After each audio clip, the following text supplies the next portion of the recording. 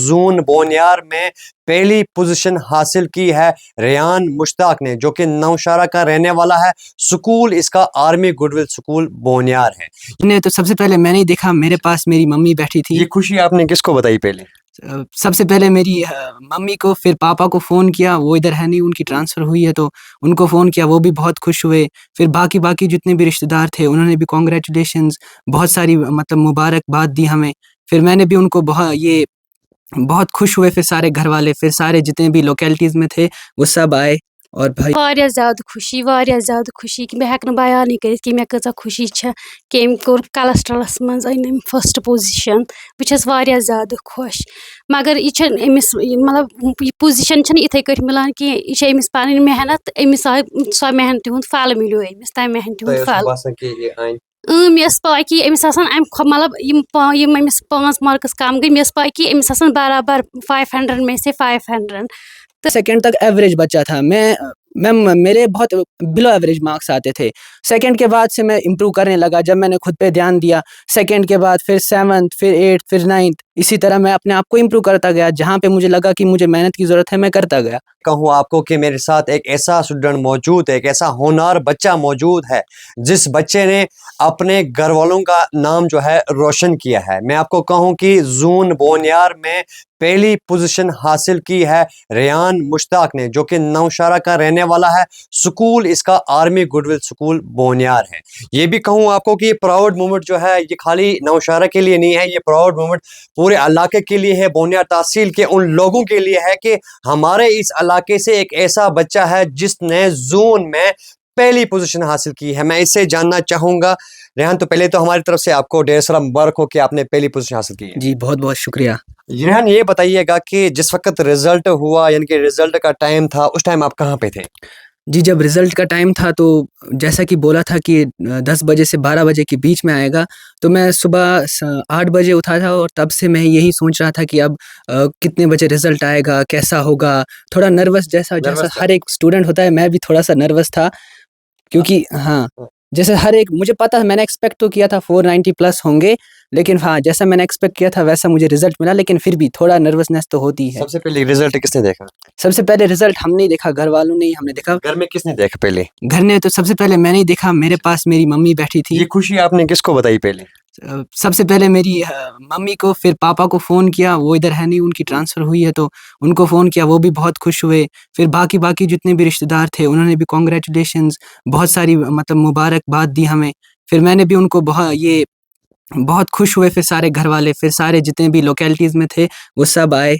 और भाई और कुछ डर था कि कितने मार्क्स होंगे, मैंने तो अच्छा किया है तो अच्छा ही होना चाहिए। हाँ, ये तो अच्छा किया था, मैंने तो एक्सपेक्टेड था 490 अबव होंगे, लेकिन मेरा एक है कि मेरी हैंडराइटिंग थोड़ी-सी वीक है, तो उसके लिए मुझे लग रहा था कि कहीं हैंडराइटिंग के लिए ना कट जाए मार्क्स, तो वैसा ना हो जाए। हैंडराइटिंग की वजह से कट गया होगा, वरना 500 में से 500 बराबर होता। हाँ, आ जाते। अच्छा, टीचर का किस तरह का सपोर्ट रहता है आपके साथ? जब आप स्कूल में पढ़ाया जाता है तो उस टाइम टीचर ही आपके साथ होता है, तो सबसे बेस्ट टीचर कौन है, जिस बेस्ट टीचर ने आपको कहा होगा रेहान आपको करना है, आप पहली पोजीशन हासिल कर सकते हो? जी, अब एक की तो बात की नहीं जा सकती, बहुत सारे टीचर, जो सारे ही टीचर्स थे सभी मोटिवेट करते थे, सभी बोलते थे कि आप कर लोगे, बस आप क्योंकि अब जो मेहनत करेगा वो ये कर लेगा। सभी मुझे बहुत सपोर्ट करते थे।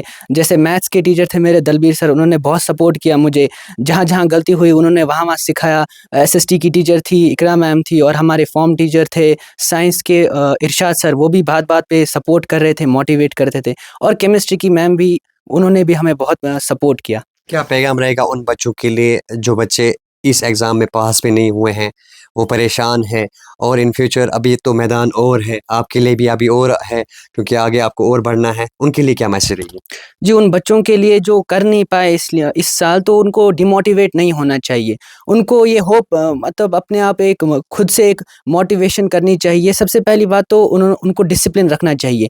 मोटिवेशन क्या है कि थोड़े टाइम रहेगा, फिर लो हो जाएगा, फिर आप दूसरी वीडियो देखोगे, फिर से मोटिवेट होगे, फिर से लो होगा। जो डिसिप्लिन एक चीज़ है, और कंसिस्टेंसी, कंसिस्टेंट रहोगे, डिसिप्लिन रहोगे, तो आप भी कर लोगे। ये ऐसा नहीं है कि मैंने किया भाई सिर्फ मैं ही कर सकता हूँ। जो बच्चा मेहनत करेगा वो भी करेगा। मैं सेकंड तक एवरेज बच्चा था। मैम मेरे बहुत बिलो एवरेज मार्क्स आते थे।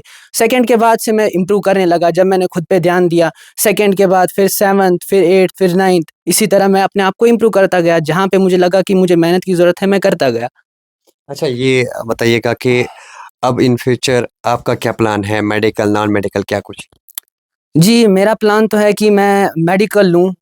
मैं मेडिकल लूँ 11th और 12th में, और फिर मैं करूँ नीट के लिए, नीट के लिए अप्लाई, और मैं एमबीबीएस करूँ।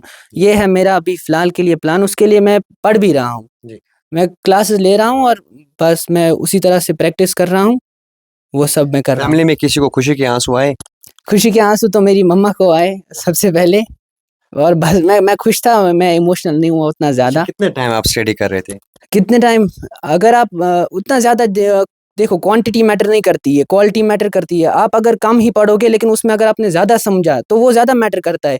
नहीं कि आप अब बुक खोल के रख रहे हो सामने, पेज पलट रहे हो, फिर 3-4 घंटे आपको लगा, आपको कुछ समझ नहीं आया, उन 4 घंटों का क्या फ़ायदा है? अगर आप 1 घंटे में भी कुछ अच्छा हासिल कर रहे हो तो दैट्स बेटर देन कि वो आप 4 घंटे जो है वेस्ट कर रहे हो।